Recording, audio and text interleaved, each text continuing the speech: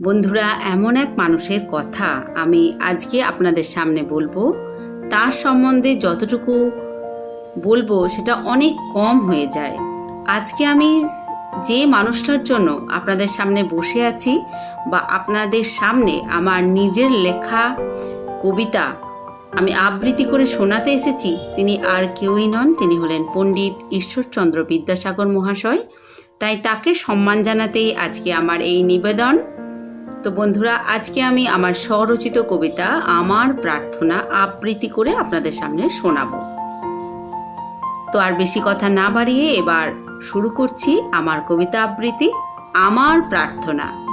হে বীরসিংহের সিংহ শিশু, আবার অবতীর্ণ হও ধরাধামে। তোমার কাজ এখনো অসম্পূর্ণ, তোমার প্রচেষ্টা এখনো ব্যর্থ। আজও নারীরা লাঞ্ছিত, অপমানিত, আজও তারা অসহায় হয়ে কাঁদে। তুমি কি শুনতে পাও তাদের করুণ আরতি আর আর্তনাদ? আমরা নারী, আমরাও মানুষ, স্বাধীনভাবে আমরাও চাই বাঁচতে। তোমার বর্ণ পরিচয় পড়ে বর্ণের পরিচয় তো হলো, কিন্তু মনের কালিমা তো ঘুচল না। কোথায় সেই সমাজ, যে সমাজের মা ছিলেন ভগবতী দেবী? তোমার মতো মহা মানবের জননী, আজ সেই মায়েরও বড় অভাব। তাই আর তুমি আসছো না। হে ঈশ্বর, হে বিধাতা, আবার ফিরিয়ে দাও সেই সমাজ।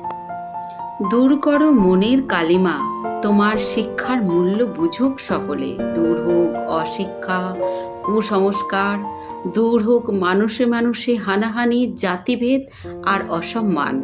শুধু থাক শান্তি, ভালোবাসা আর সম্মান।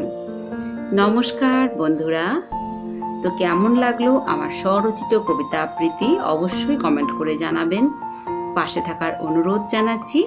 তবে আজ এই পর্যন্ত। সবাই খুব ভালো থাকবেন, সুস্থ থাকবেন। এতক্ষণ সাথে থাকার জন্য অসংখ্য ধন্যবাদ জানিয়ে আমার ভিডিওটা এখানেই শেষ করছি। নমস্কার।